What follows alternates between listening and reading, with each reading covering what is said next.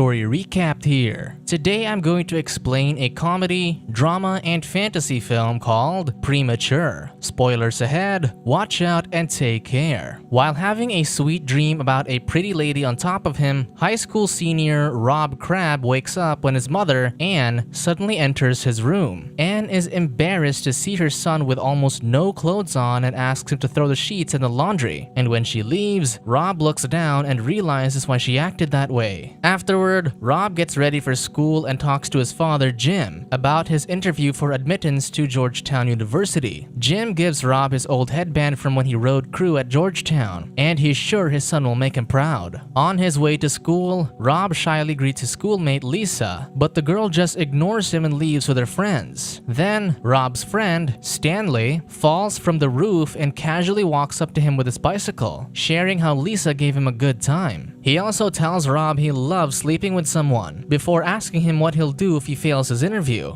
However, Rob doesn't mind him and heads to school. Once they're on campus, Rob and Stanley greet their other friend Gabrielle, and her smart neighbor Arthur. A teacher, Mr. Hughes, also talks to them, but Arthur asks for money in exchange for making his lesson plan. Then, Arthur advises Rob to drop his name during his interview before leaving with the teacher. Before going to class, Gabrielle and Rob discuss their plans for the night. They want to have some beer while watching the spelling bee, but as they talk, Rob can't help but notice a beautiful girl named Angela. Unfortunately, Rob gets wet when a volleyball player, Tommy, decides to pick on him, and the athlete only becomes annoyed when Stanley calls him out. When the volleyball player leaves with his friends, Rob realizes he's not wet with water, so Gabrielle instructs Stanley to go to the lost and found and get Rob a new pair of pants. Gabrielle also reminds Rob to stay calm during his interview, saying everything will be okay before finally heading to her classroom. Moments later, Stanley gives Rob an ugly pair of pants. Then, he tells Rob's tutee to join Arthur at the other table despite the tutor's protests. After that, he advises Rob to go to the restroom to pleasure himself while thinking of Angela, who's just walked into the library. Angela approaches them and talks to Rob, asking him if they could schedule an emergency tutoring session at her house that night. However, Rob declines because he's supposed to meet Gabrielle in the evening, making Angela sad. Of course, Stanley intervenes and tells Angela that Rob will reassess his schedule and get back to her. Angela appreciates that, and before she leaves, she compliments Rob's coat. Afterward, Stanley persuades his friend to meet with Angela that night and bail on Gabrielle, but Rob refuses. Then, during class, Rob gets called to the main office, and Stanley draws on his interview notes. In the hallway, Rob explains to Gabrielle why he's only wearing gym shorts and walks with her. Rob is nervous about his interview, but Gabrielle is certain he'll nail it. During his interview, Rob apologizes to the interviewer, Jack Roth, about his shorts. Luckily, the man doesn't mind, and he also doesn't see what's drawn on Rob's notes when he crumples the paper. Jack tells Rob to answer his questions honestly, but he suddenly cries when he remembers his late wife. Still, Jack tries to continue with the interview, sobbing as he asks Rob about his tutoring and talking about the woman he loves. Unsure about what to do, Rob gives Jack his father's headband, which the guy uses to wipe his nose. Moments later, Rob informs Stanley he failed his interview. However, Stanley says he can still get into Georgetown, adding that if he can't, he should just focus on Angela. So Rob approaches Angela and tells her he can tutor her, before canceling his plans with Gabrielle and saying he's not feeling up to it. Rob feels bad for lying to Gabrielle, but Stanley doesn't really care about that. Instead, Stanley wants Rob to think about his night with Angela, and they spend a couple of minutes deciding which rubber to buy. Unfortunately, Rob gets hit by a car on his way to Angela's place, but the driver doesn't help him and just speeds away. Upon reaching Angela's house, Rob gets confused when he sees a man smoking on the porch. The guy, Uzi, asks him if he's there for women, so Rob says he's Angela's tutor. Then, Angela comes out and invites Rob to her room, asking him to sit on the bed. When Angela touches Rob's thigh, he suddenly jerks and causes her to spill wine on her top. Because of that, Angela changes her clothes and confesses she only asked Rob to tutor her because she likes studying with him. Eventually, Angela kisses Rob, but when the girl puts her hand in his pants, he finishes early. Strangely, Rob wakes up in bed at the exact moment when his mother walks in on him. Rob is unsure how that happened but proceeds to get ready for school, only to be more confused when his father talks to him about his interview later that day. Once again, his father gives him his old headband, and Lisa ignores him for the second time.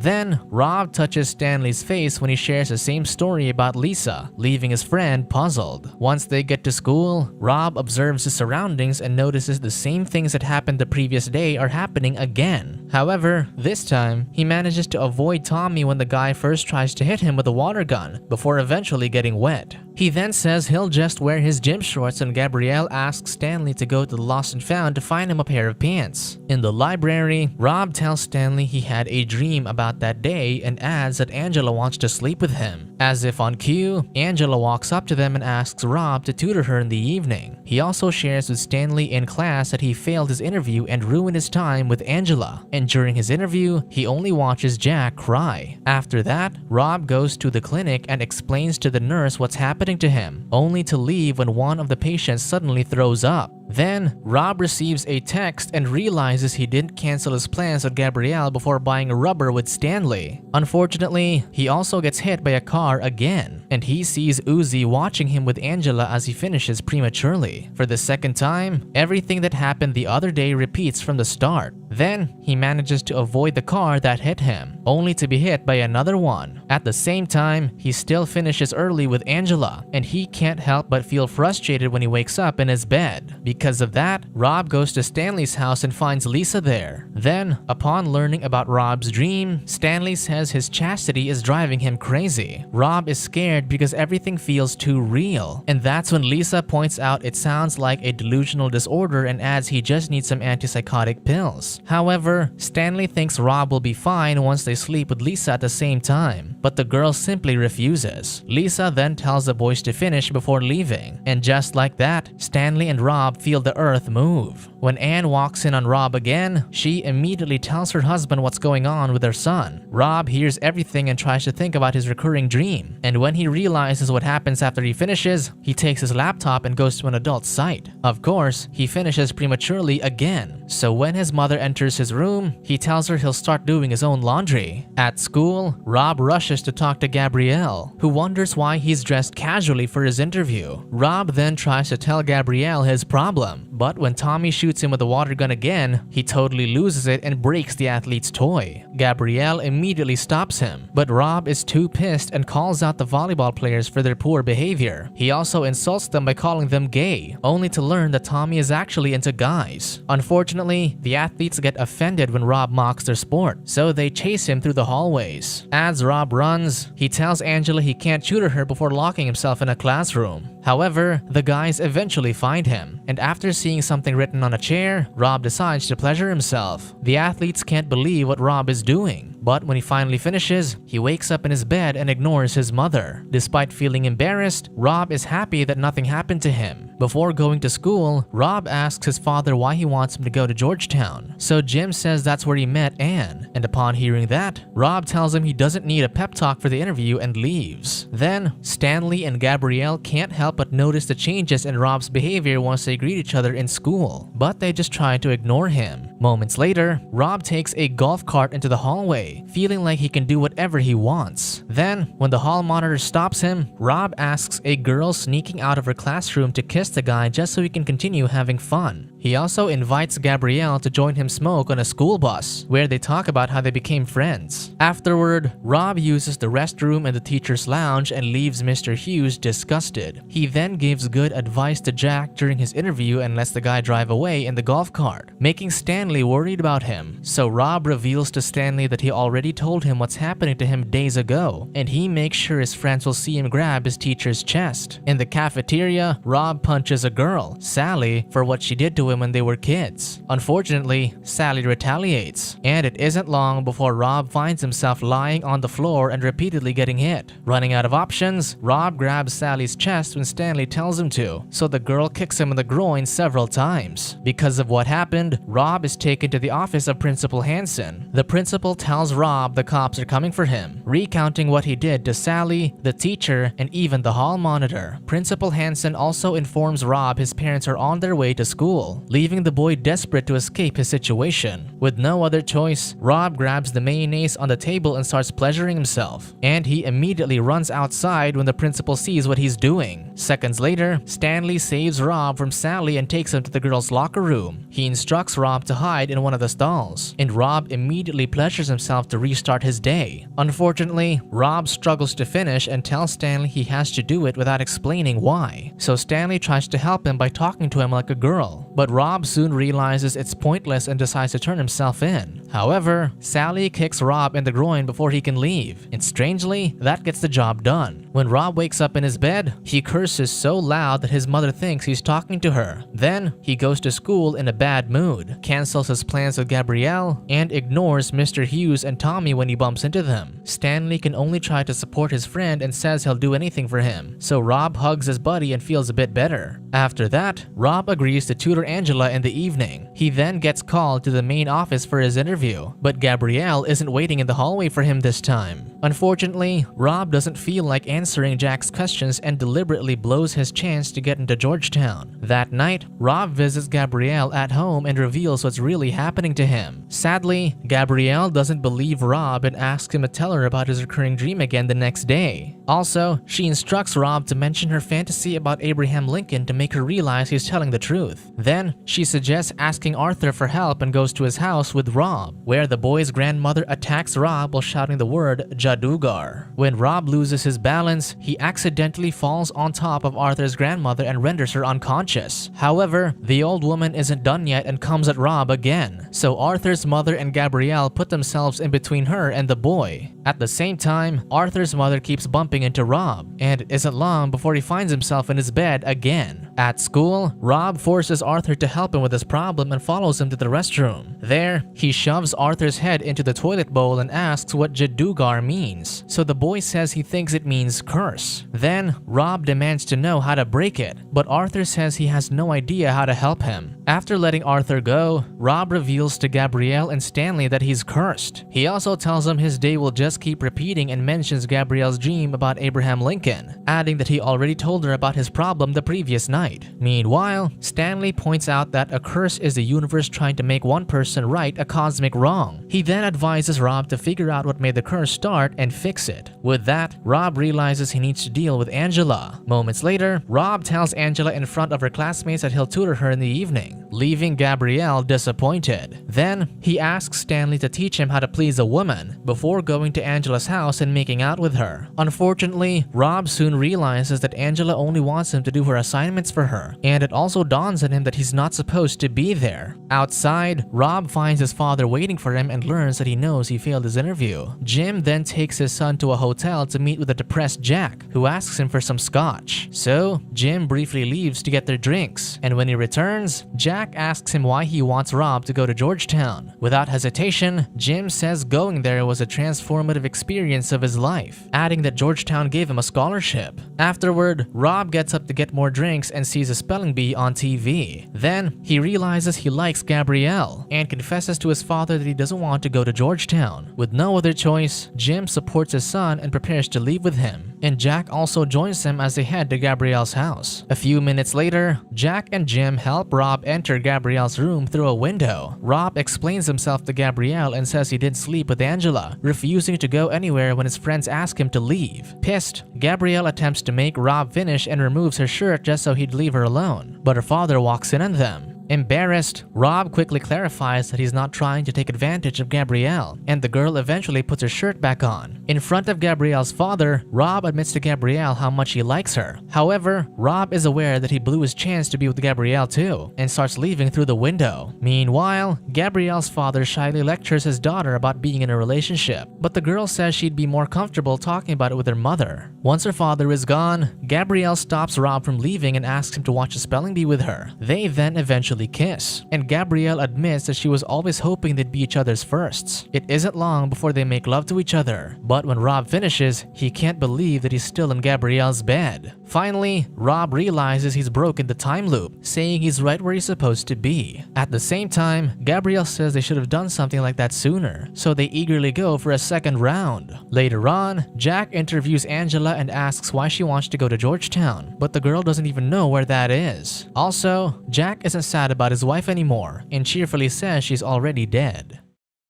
Subscribe to watch more videos like this. Turn on notifications. And leave a like, it really helps the channel out.